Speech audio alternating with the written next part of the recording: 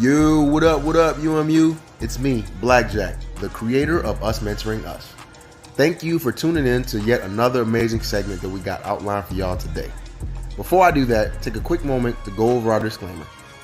All of the views and opinions expressed here today are our own personal views and opinions and do not represent the Air Force or any DoD organization.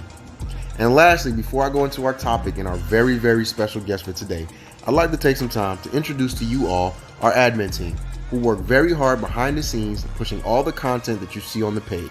Admin team, where y'all at? Chime in. What's up, Team uMu? It's your boy, Mac. Hey, uMu, it's Tony Renee from the admin team. What up, uMu? It's Yancey. What's going on, everybody? You already know it is your girl, Key. Yo, what up, uMu? You know what it is. It's Jay Will from the admin team.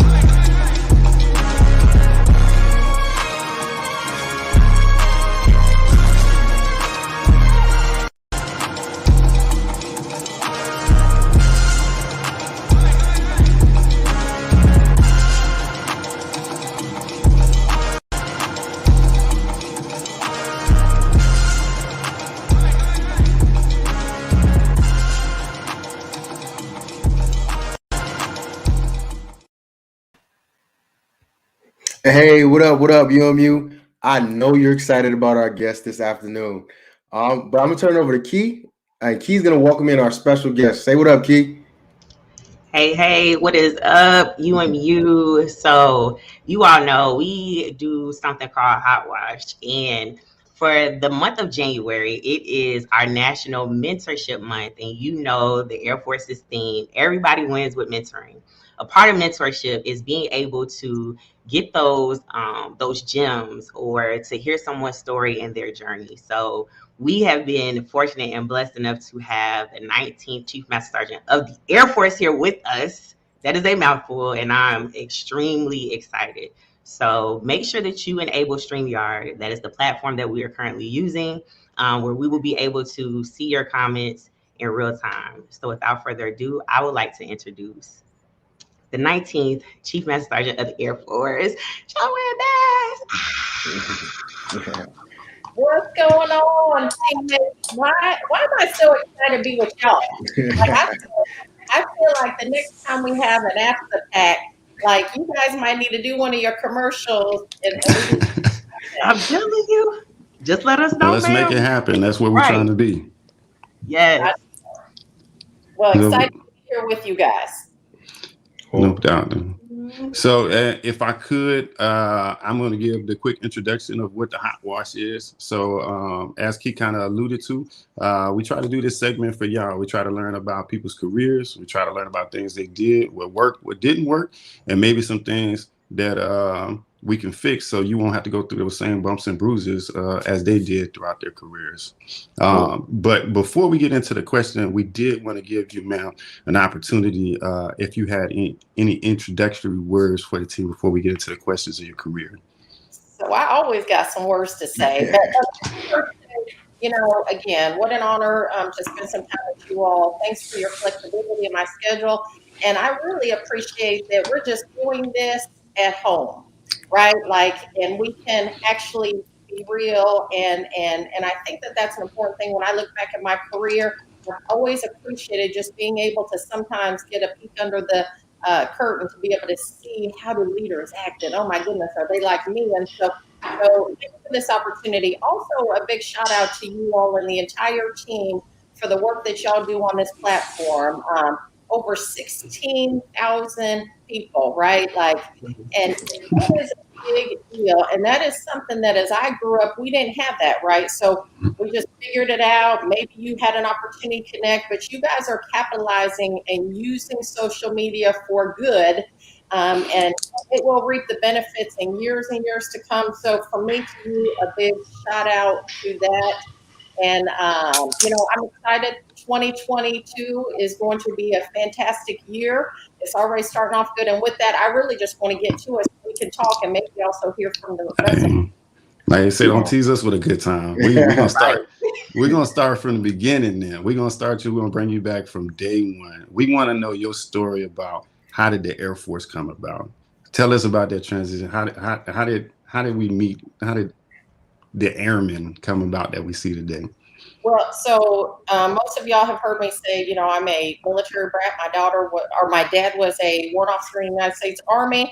I watched him get up in PT every day. And I was like, yeah, that's not going to be able to be me. And so, signed up for the United States Air Force. Maybe for another show, I'll tell you how I probably shouldn't be here because I didn't tell my recruiter everything. But anyway, somehow made it in the Air Force to do 4 quick years, get my GI Bill, and I was going to be gone. Because I figured 4 years I'd be able to figure out life. And then I've shared with you all, I re-enlisted at the 4-year mark simply to pay off my Honda Civic.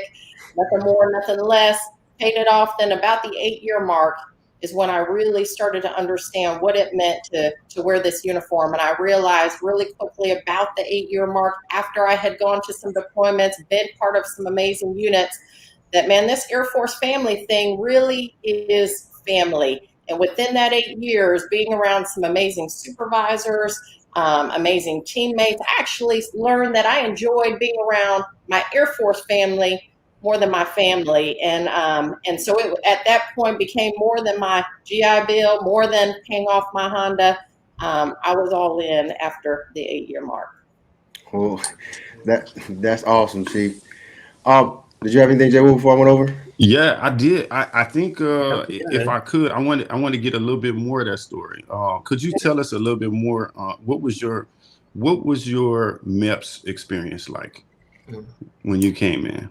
What, Will? Did D1 give you some? No. I did not. Nobody just says, tell us about your MEPS experience. We are unpacking your career. That's what we're doing. It was simple. So I was in delayed enlistment probably for about, I don't know, maybe 9 months or something like that. Graduated high school, was in delayed enlistment. And that's where when I do talk with airmen and kind of closed groups, I share with them, like, while you're in delayed enlistment, you have an opportunity to get in some trouble, or not, right? And in my case, I got barred from every military installation in Hawaii. And didn't tell my recruiter. So anyway, long story short, I did my part. My dad was prepping me to make sure that I would succeed in basic training, and made it in our Air Force. That's fair. I was not expecting that at all. I'm being completely transparent. I was not. Because when I tell maintainers that story, I've told a few of the CFMs, they're like, you're like a maintainer by heart, Maintainer by heart. I like that.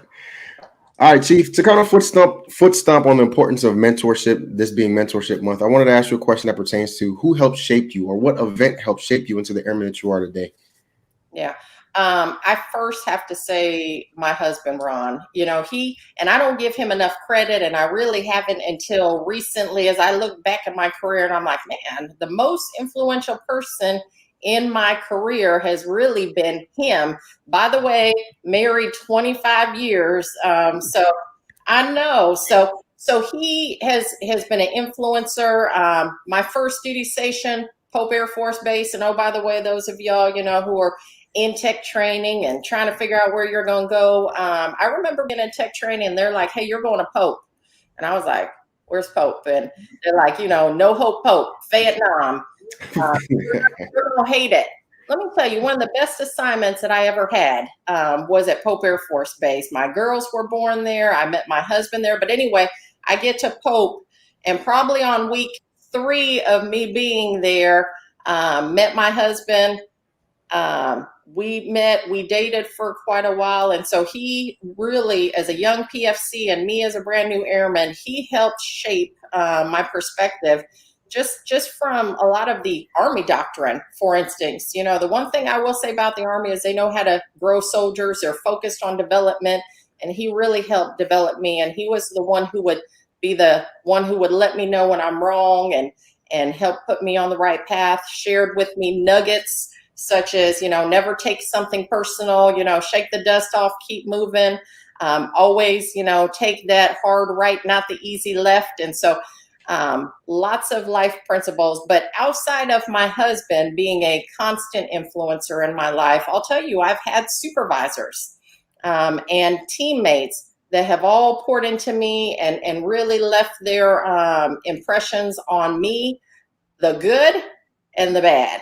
So, every single person, you can learn from anybody, and every single one of them helped shape who I am. Cool. You mentioned your husband a lot, Chief, and I want to say it was 2 coffee talks ago that you sat down with him. I love watching you guys' interaction and relationship. It'll be a shameless plug. It'd be awesome if we can kind of get him on here to kind of pick his brain about his hot wash and his career. Blackjack, listen, he might surprise. He's surprised every day, but he is really an introvert. So he is a B type personality. He's so cool. Like everybody loves Ron Bass because he's a cool cat. But like it takes a lot out of him. And so I tell people, hey, you don't have to be aggressive, A-type personality, extrovert to be a leader. I mean, he's the strongest leader I know, a way better senior NCO than I've ever been, and he's an introvert. Fair enough.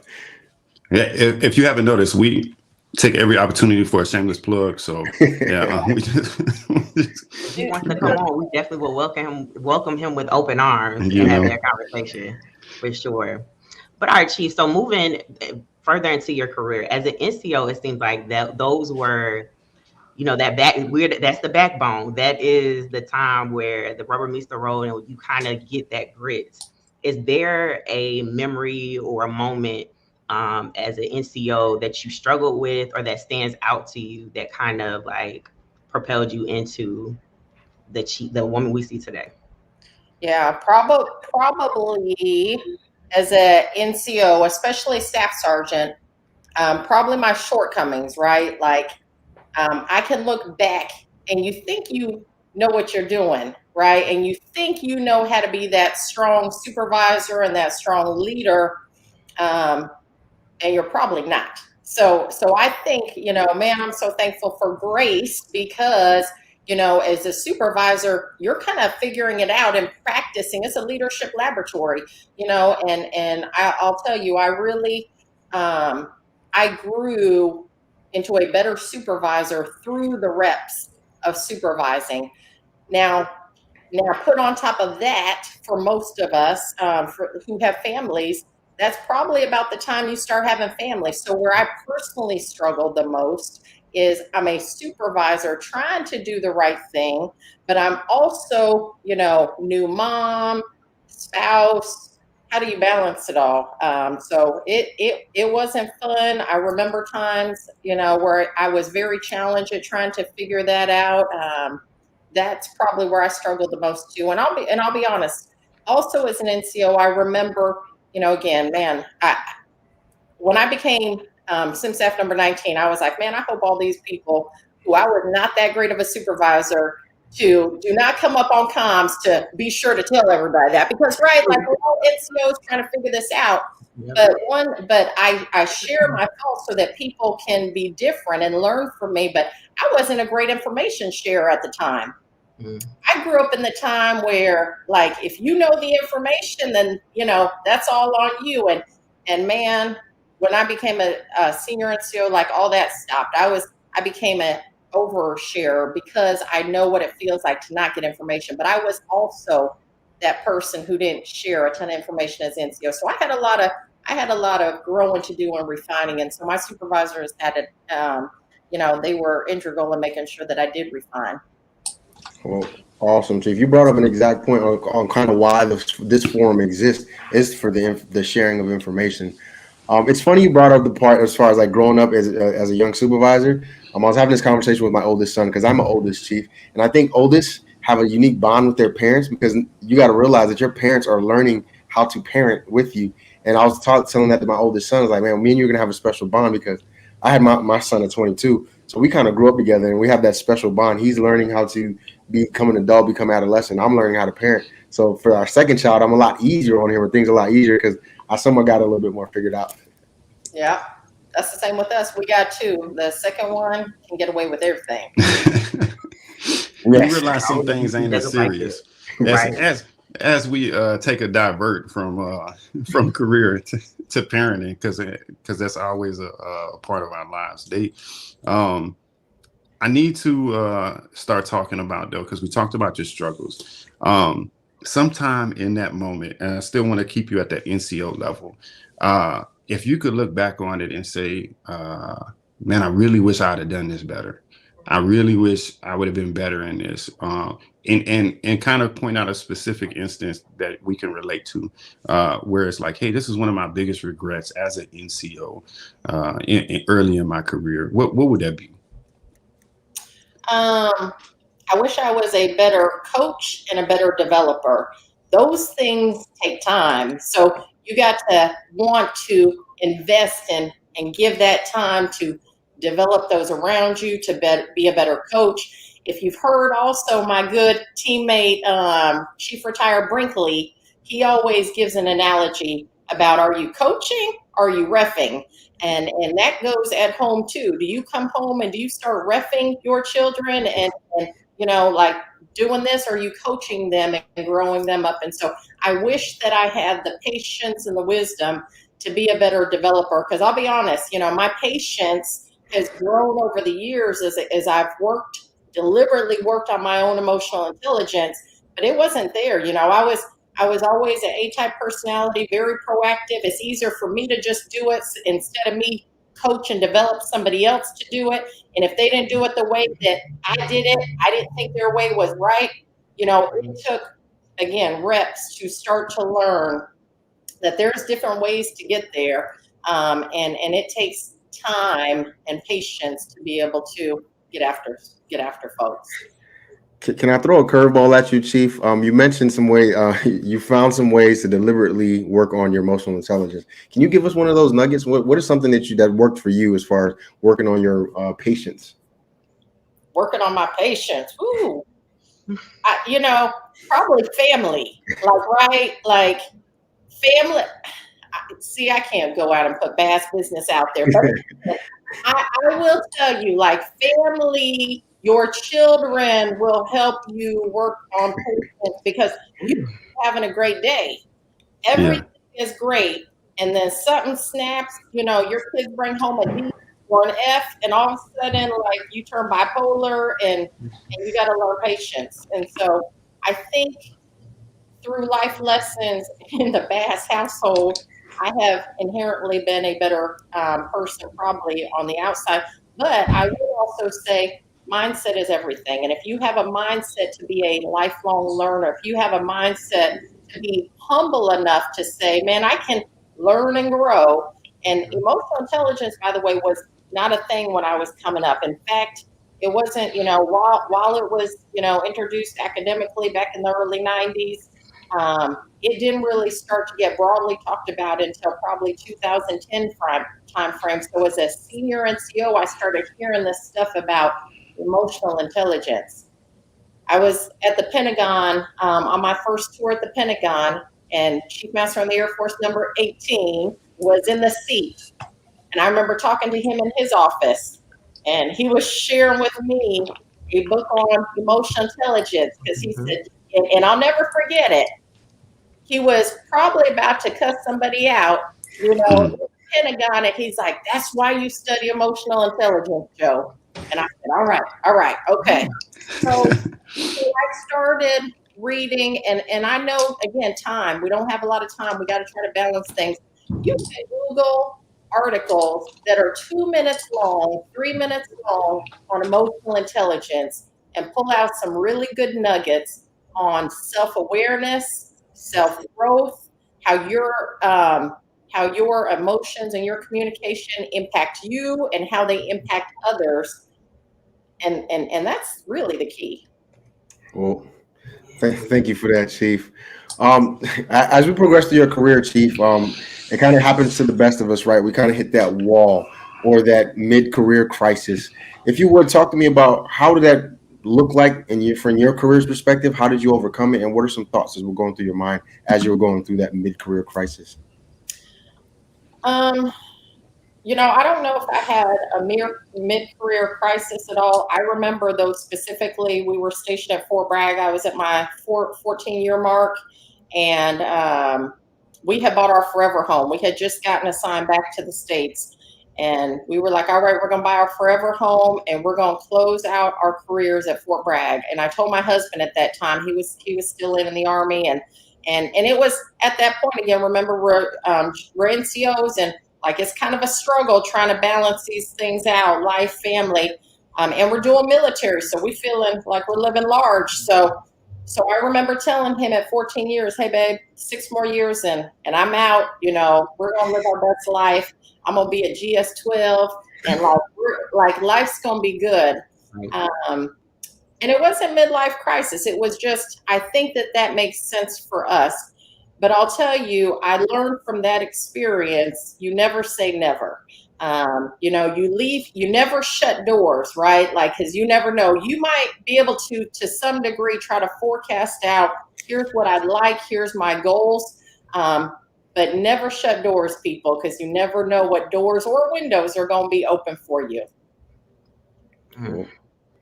I like that. All right, so Chief, if we're talking about never shutting doors, and as you're shaping through and you're like, okay, we're about to pull chops, I'm about to be done. But then as we see that you still continue on this path, did you ever have to burn bridges with any number of people or any type of lifestyle or anything within yourself?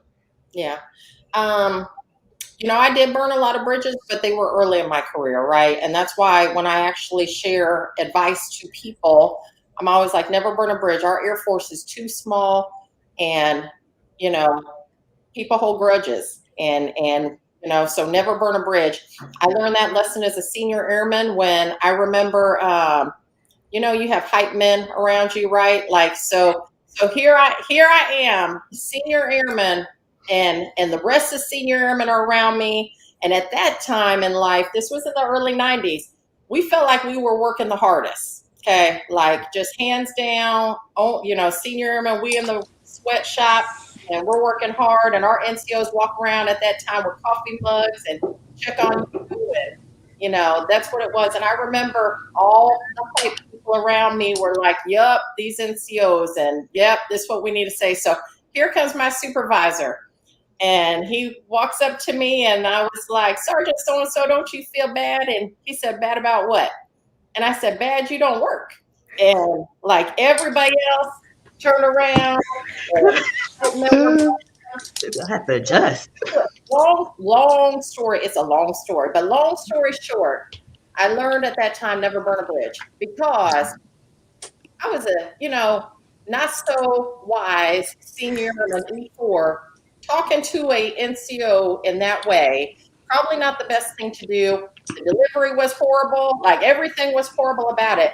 Man, that supervisor, who was good, by the way, right? Like took it to heart, and for years and years kept that with them. And when I would see them at career field events, even after we PCS'd, I'd be like, hey, sir, so-and-so, and I'd want to go give a hug. And, he remembered that snotty-nosed senior airman who, really put him on blast like that. It took years to build that bridge back, like years. And finally, now, fast forward 20-something years later, I'm a chief, he's a chief. It finally, how we built the bridge back was his airframe from his base was on our yard, and I saw it, and I still felt like, man, there's the broken bridge. So I went and put some German beer on that airplane, told them to give it to this chief, and he got the beer. And then again, 20-something years later, he sends me a picture with him with the beer with a thumbs up. So bridge, but it took 20-something years. So man, don't do that. Like, again, think about the intent that you want. Right. Enough to know how to do what you want to say, or sometimes wise enough to know when not to say something. Yes. Well, here's a I have a small Air follow-up Force. I have a follow-up question real quick, ma'am. So with burning bridges or building them, I think the biggest lesson I learned as an NCO, more specifically as a tech sergeant, was those peer-to-peer relationships and making sure that I leaned on my peer to my left and right. And so I know for us on our page, we have a lot of conversations with our NCOs.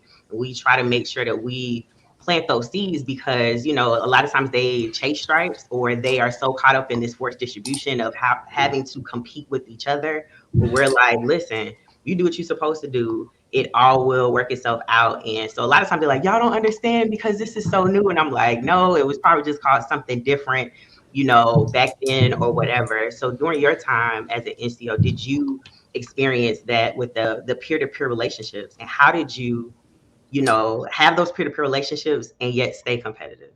Yeah, I did, but I think when I look back at the relationships and the teams that I put around me, it's evolved over time. When I was younger, I liked to be around people who thought like me, who acted like me, who looked like me. And that was what I felt like it was a strong team. As I grew, and oh, by the way, I actually did learn stuff at the NCO Academy. You learn about the personality types, right? Learn about the value of all the different colors, whatever you want to call it.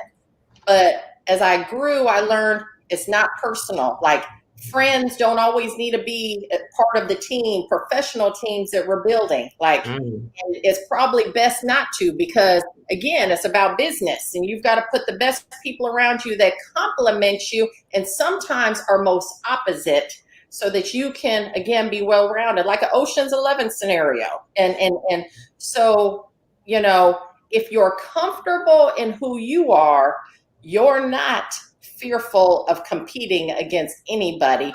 And when that person rises and that person rises, we all rising. Come on. Oh, come on. You let that one set in. So Black, you wrote that one down? Did you? I seen him just it's looking recorded, like, and we can go back and watch it because I'm still taking it in myself. You have a job. You sitting there watching like we can't see you, like you're not on the live. I'm lost in it. She had me at the words. I need to now I hate skipping around, but I feel like before we miss this opportunity, because we're right now, we're still at the NCO point in your career. And you mentioned a lot of things with family at the NCO and some struggles. And some things we talk about is parent guilt. So I wanted to ask you, did you go through any of those struggles when you're talking about balancing your career versus your family and then making decisions? How did you overcome those? Like, is that a thing? You know, we're talking about the NCO time frame. Absolutely. So for me, I called it mom guilt, right? Like mom guilt is real. You know, like many of the parents out there, you're bringing your kiddos to work, you know, because you didn't finish your project. And so I had, you know, there was a spot under my desk, especially when my oldest was young and in the CDC. That was during 9/11. And when 9/11 happened, you know, my kiddo had to come to work with me. I had an Army husband who was busy doing his thing. I'm focused on my thing. And so both of us would do our best to take turns. But that mom guilt for me was very real. And so balancing was challenging, but not just balancing parenthood. How about balancing like marriage and life? And me and Ron shared this, I think, at our coffee talk. We had normalized. And by the way, I love that like this series is, what are we calling this series? HotWash Series.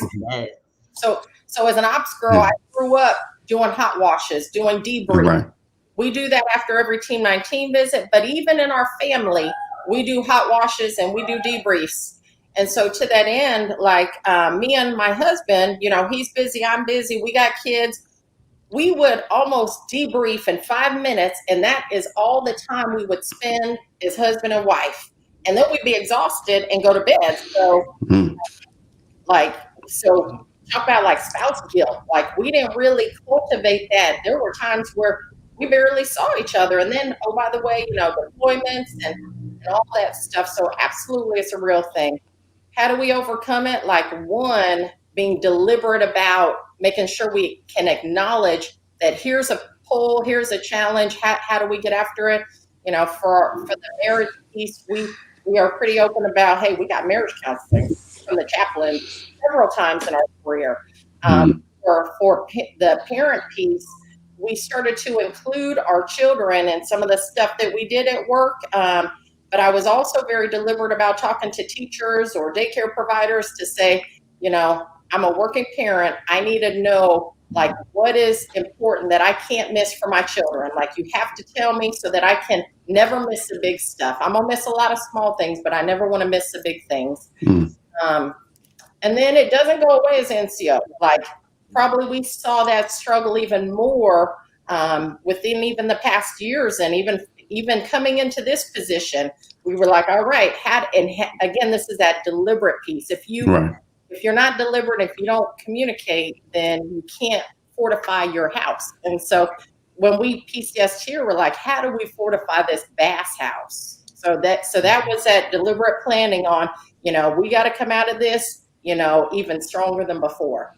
Yeah. And I definitely want to touch on a point that you made in there that I don't think we speak on enough, which is there's not a gold line in this. There's not a finish line as you're trying to work through these. It's just continuously working through to get better at every challenge as it comes along, whether or not it's parent, spouse, or whatever. And I think sometimes when we look at these situations where now we talk about parent guilt, like you said, spouse guilt, we think that there's a finish line. We think that there's going to be a point where you're just going to figure everything out, and then you don't have to figure anything else out. And I like the point that you touched on with that. So so with that though, we could get back on track and get you in your career. It's time to transition to senior NCO. So we talked about NCO. There was a struggle transitioning to NCO.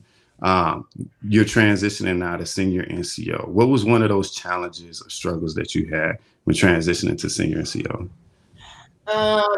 Probably the shift of really understanding what my role was, and that my job is to care, feed, develop, coach those under me.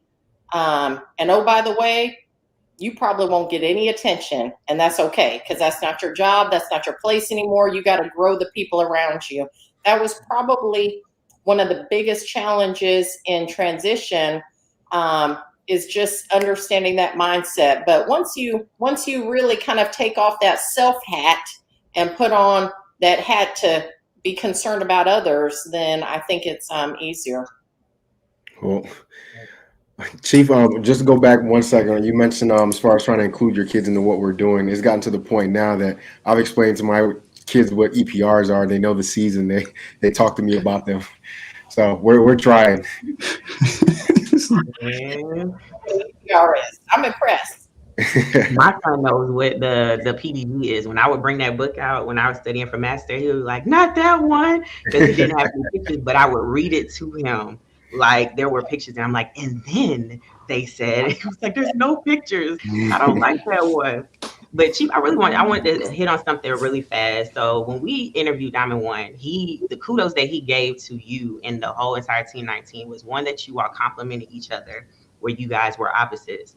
The other thing that he said was you were extremely intentional on, if you all had to travel, that they at least had the weekend. You wanted to make sure they got back on the weekend to have time with their families. And so I intentionally check in with a lot of senior NCOs that are on our page. And so from that conversation, it allowed them to have conversations with their work centers, because although, the big bosses are at the top, they tell us it's okay to take a knee. It's okay to be intentional about family time. Sometimes it's the guilt of that space isn't created for them to feel like it was okay. And so from that, they felt empowered to say, okay, y'all, intentionally, we're going to stop at this time, no matter what's going on. This can wait, and we're going to make sure we get to our families. And so they sent that kudos back, because it was like, how in the world can we do this, especially with COVID, if we're doing virtual learning with our kids? How do we make time? And so they're like, now, if Diamond One and Team 19 can make some time, we can make some time too. So I love that. And just to hear someone who works with you chime and echo that is something that you all intentionally practice.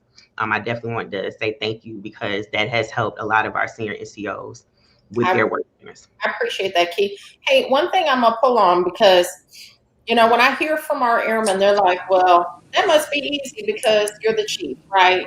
Like I would say, no, we all, whether I was Tech Sergeant Bass or Chief Bass, we all have the same amount of time. Now, we all have different jobs that pull us at different seasons. We all have, whether it's jobs or schools or different family dynamics, whatever it is, we all still have the ability to some degree manage our time. And if it's not work, then it's what is a time I can manage. And what I tell people is like, I could choose to watch ESPN or some other show or be on my phone for hours because it tracks it now, and or I could choose to say no, I need to go take my kids out, and how about we just get some air and go walk into Alexandria and just go do life and have some experiences. And so I would tell people, be really thoughtful in the time that you do have. There's a lot of time we don't have. There's time where I'm on the road, I can't control that, but in the time that I do have, here's what I'm going to do my best to take care of me, that self-care piece. Here's what I'm going to do my best to make sure my family is taken care of. And then once we've done those, then I can do my little indulgences. And Team 19 will give me all sorts of kind of little shows to watch. And then, I spent I think this is a great point to recognize the fact that you're taking some of your time to talk to us, and then we wanted to make sure to everybody, uMu, if y'all can comment, anybody that's watching, to give a shout out to our Chief Master Sergeant of the Air Force. This is her time, intentional to bring it back to you all to have a conversation about her career. So enable StreamYard, all them Facebook users, enable StreamYard so we can see who it is that's commenting and bringing it up there. She would love to read those as well. So enable StreamYard, y'all. So there's a real quick question that's up here that I did want to touch base on. So I know we already started transitioning to you as a senior NCO, but as an NCO, did you feel like you were empowered to let your team go? And so I bring that up because when that conversation did come up, a lot of our NCOs were in our comments like, that's easy for senior NCOs to do. As an NCO, I can't tell my senior NCO that I'm going to do this. Were you intentional about time as an NCO? Yeah. So I did feel empowered, and I'll be honest, when I talk to our senior enlisted leaders today, we focus on getting back to empowering our airmen at all levels.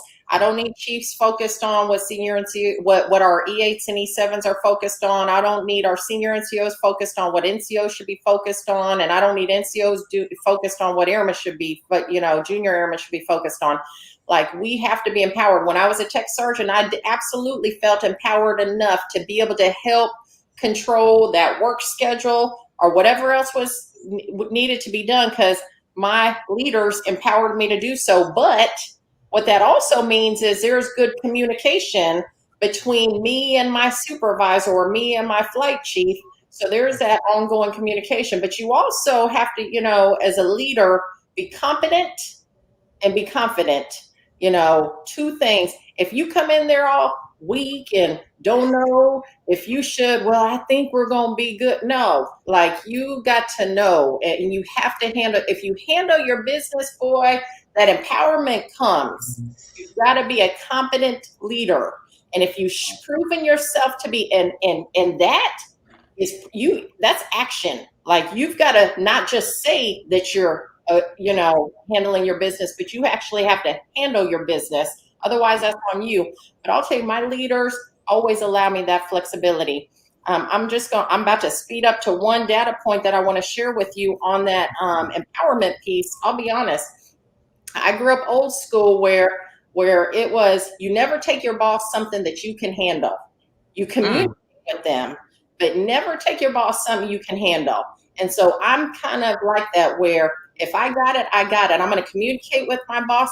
And that is true today. I never take General Brown something that I can handle. I will give him essay on what's going on, but I need my boss to be focused on what my boss needs to be focused on so that I can take care of the rest. And so we need more leaders out there who say, I will never take my boss something that I can answer myself and do. I'm trying to be good so bad because I want to be like. Dropping them gems. I love it. I love it. I'm telling you this, when I had to get this lesson again real most recently in the job I'm in now. But as an NCO, my superintendent at the time, retired Chief Master Sergeant Reno Hodges, he was like, if you come in here like you know the rules, know what your folks can do. And he was like, but if you're like, can my folks do da da da da da, I'm gonna say no, because you leaving it up to me versus, hey sir, we have this done, we have that done. I'm gonna go ahead and let these folks go home, and I'm gonna stay here to do. He was like, you see how that's different? You see how you talk with confidence and you act like you know what's going on? That's that empowerment piece. He was like, if you have to ask me, you're not ready. I was like, okay, I want to be ready. So he was like, so talk like it then. So I was like, okay. So when you say that, that definitely rings so true. But you got to talk like you know. It is. I don't know if that was Black who put that on, but I saw a couple minutes ago. It said, "What was your biggest challenge?" If we don't go back to that, I'm gonna tell y'all. People say, "What was your glass ceiling? What's been your biggest challenge?" My biggest challenge, hands down, was me. Like not anybody else. So when people say, what was your glass ceiling or your biggest challenge? It was my own self-limiting beliefs. I didn't grow up in the Air Force where I saw female leaders. So again, me. So don't let you be the reason why you're not excelling.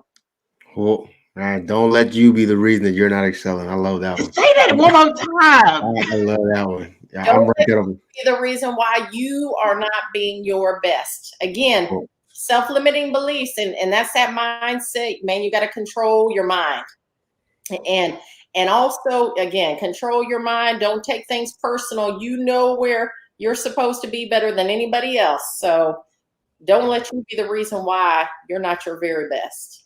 I love it, Chief. I love it. All right, so let's circle back into your career now. So this question is going to be more a whole career encompassing question. So if you were let's say you're at the fire, and you have the little grandbabies around, and you have to share one of your fondest memories from your time in service, what would that memory be? Oh, it seemed like that. Hard stuff. I don't know that I can. I'm gonna be like Diamond One, so I know all the people y'all have had on here. None of them short, like Todd Simmons, like they all like. My kids are gonna be so tired because I got too many stories. But I'll be honest, I feel like I'm living in probably the best of times right now. Sometimes myself and all of Team 19 pinch ourselves at the opportunity that we get to serve in this capacity and see some of our airmen. And so there's too many fun stories that we're sharing and wonderful opportunities. And most importantly, the ability to be able to change the trajectory of our Air Force is pretty empowering. Cool. Fair enough. All right. So in an effort to try to get an answer out of you, Chief, I'll rephrase the question as far as not the overall, like say, fondest memory, but can you share with us one instance that you connected with an airman that stayed with you? Man, y'all need to give somebody some warning. I mean, there were lots of instances. Here's one. There was an airman, in fact, that I didn't even know, that I didn't remember a flight follow. I was a wing commander at the time at Hello. And we always have opportunities to be able to, again, impact people's career, either positively or however it's going to pan out. And I'll tell you, while we're moving fast, the one thing that I always slow down with is anything that has to do with careers and impacting lives. And so I remember taking home this particular airman's package because the airman was separated. Like the person was rolling out, fraudulent enlistment, et cetera, et cetera. And I was reading over the package. Well, we had empowered an MTL to really get after it. We empowered all of our MTLs. And this particular MTL said, hey, sent up a note through their chain of command and said, this particular airman needs to stay in our Air Force. And here's the story about this airman. Here's the potential that we see in that airman. And I know the rules say separate this airman out, but we need to keep this airman in. And I remember that airman came sat in my office, and we had a discussion. And so then I went to bat to the wing commander to keep that airman in, and then the wing commander kept him in. And so I didn't flight follow. Fast forward, I'm up in this position. It was the time. It was the day of my ceremony, and one of my good friends, who y'all also had on the show, Steve Arbona, comes up to me and says, "Hey, I got a letter to give you," and it was a letter from that particular airman who is now a staff sergeant, doing great things and killing it for our Air Force. And that staff sergeant never would have been in if that military training leader never saw potential and gave them a chance. So to be able to see the impact that we make as leaders is the things I'll probably remember. Changing lives. Awesome. Just changing lives. Okay.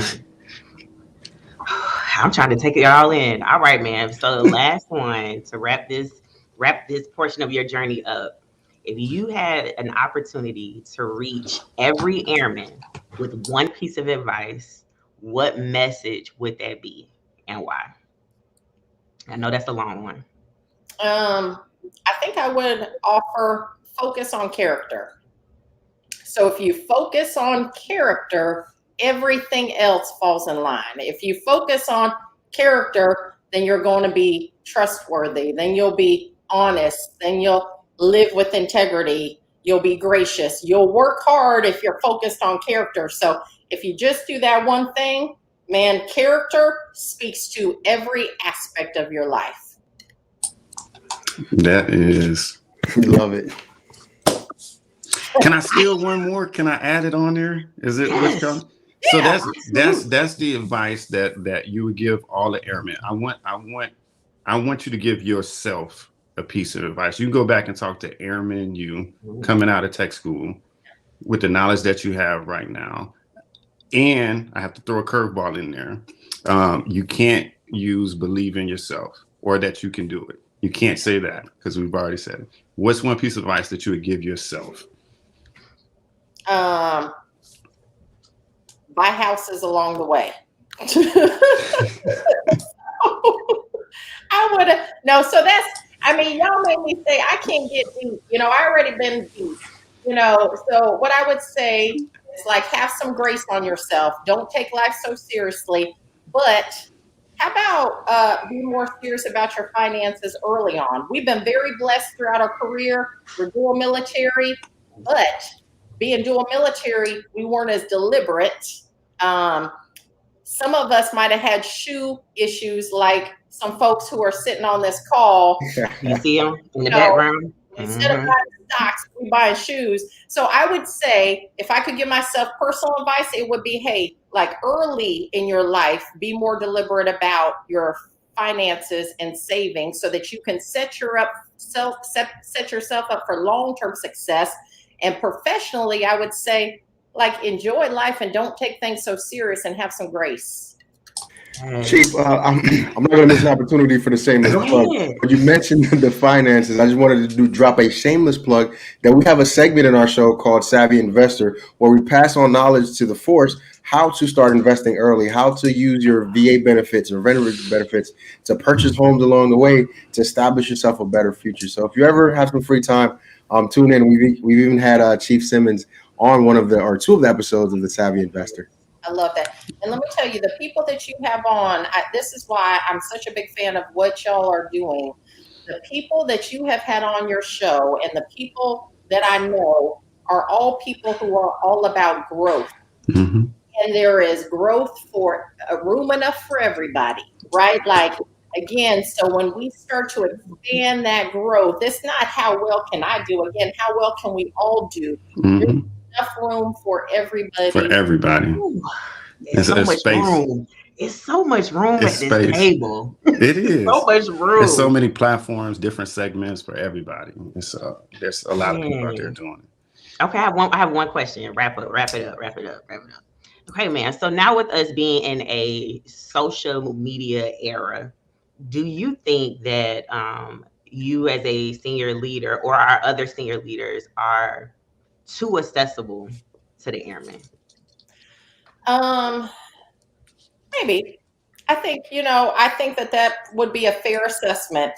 I think that with the social media and the information era that we're in, people feel comfortable in being able to grab a hold of us. What I would, and you know, that's good, and that can be challenging. What I would say is, again, that gets back down to leadership. Our airmen shouldn't feel more comfortable going to the chief master in the Air Force more than they're comfortable going to their direct supervisor. If they are more comfortable coming to me, that's a problem with leadership. So that's what I'll tell you, right? Like, and I don't know if Diamond One shared, but I mean, that was probably the most shocking thing coming onto Team 19 is how many people reach out to my office. And while we appreciate it, because that means, we're doing something right, what I would rather have is that airmen feel more comfortable with the people on their right and left than they do going straight VFR direct to the office of Chief Master in the Air Force. So we all own some of that information space. What I do love about social media is it provides us an opportunity to information share better than we've ever had before, and so we have to be cautious and mindful that we are using it for good, and if we're doing it for that, like uMu, then that's a win. I appreciate it. I definitely appreciate it. Before, so that does kind of close up as far as going throughout your career, and we're going to get into what we call our rapid fire segment. Well, you'll have a good 30-second time to answer these questions. So we're gonna throw some questions at you. They'll be about you or your career, something that it is, and then we just want to get a little bit more from you, but we're going to throw a few at you at the same time. You ready to go with it? All right, we're ready. All right. So, and we're going to start the timer as soon as I finish the first question. There we go. Yes. There we go. All right. How do you recharge? I am known to go to a spa. Any city, anywhere, TDY. If you see me blocked off for about 4 hours, it might be because I need to recharge. I need to do that. That's an easy one. All right. Who is your role model and why? I know you don't want to hear this, Jay Will, but I have too many to share. And here's why. Role models all vary their role, right? I have some role models because they were a great role model as a spouse, and I wanted to emulate some of that. Or, man, these were role models because they were amazing parents. And then I have role models for people who just inspired me to be a better leader. So I have too many to share. That's fair.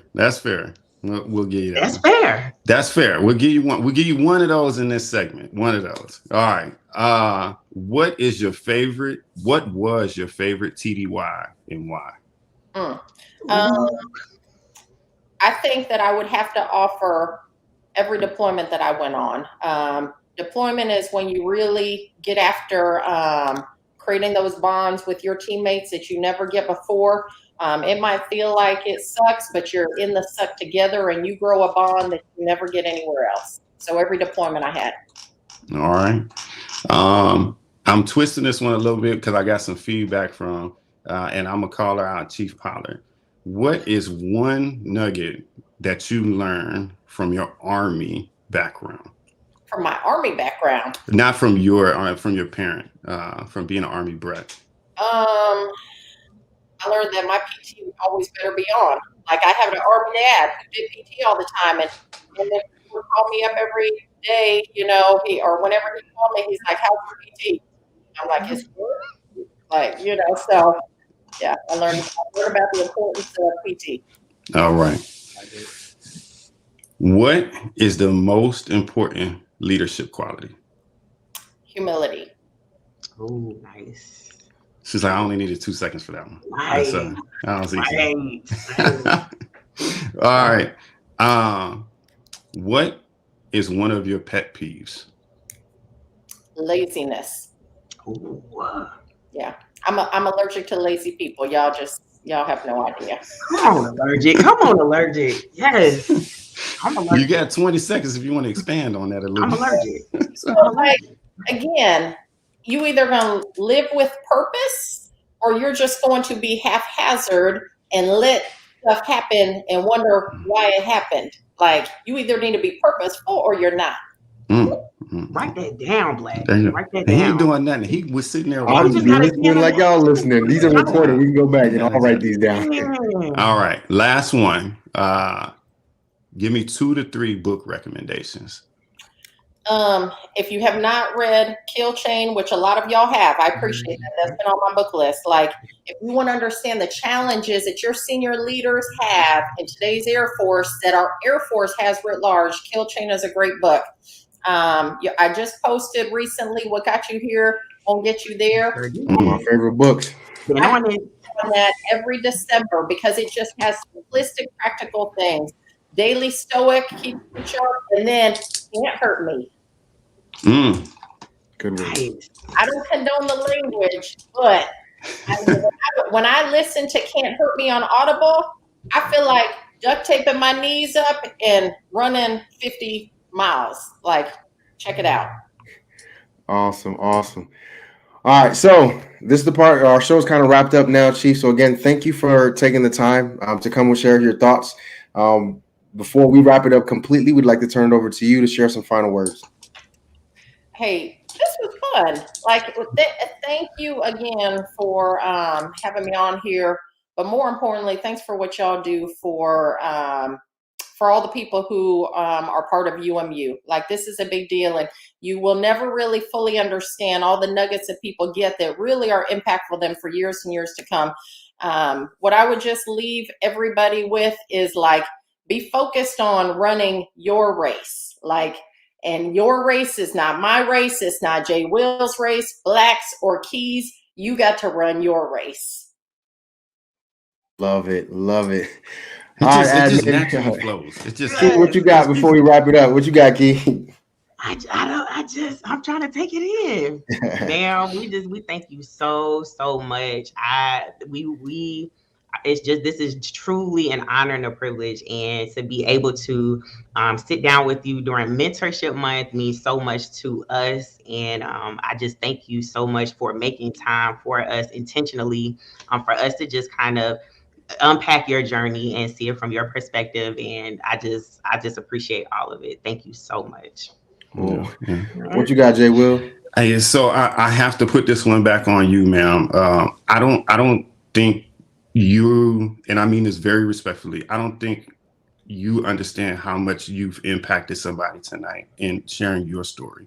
We see you all the time, see you online, and we know the things that you talk about, but to share your household, to share your family experiences, to share things that you've gone throughout your career, we probably won't even know till 20 years from now, with potential next Chief Master Sergeant of the Air Force on potentially watching this conversation. So respectfully, like, I'm going to put that back on you, ma'am. Thank you. Genuinely from us, from the whole uMu team. Yeah, I might a little bit. Look, I'll post a comment on the thing. Hey, I might, what's called, like, because we look at these conversations sometimes and then we're just like, oh, this was fun, this was cool, whatever. But I don't think we really recognize how much you've probably impacted someone. Them seeing you in your home, them seeing you just as a person, as a human being, I think that's just the most impactful thing. So for me, thank you. And Black, over to you. I'm not going to do anything but echo the same sentiments, Chief. So thank you for taking your time out to be with us. Thank you for sharing your thoughts to all of our page members. Thank you for the support. Not only we see you type in the comments, we see you share your pictures, but the support behind the scenes. Thank you for everything you do for us as airmen. I think my time in Air Force is made better by you in that seat. So again, thank you. Enjoy the rest of your evening. Did you have something else, ma'am? Hey, what I'm gonna say is this, and I've shared this broadly to my boss and to our senior leaders in the Air Force. We get excited of the future of our Air Force, especially when we spend time with our NCOs and especially when we spend time with our CGOs.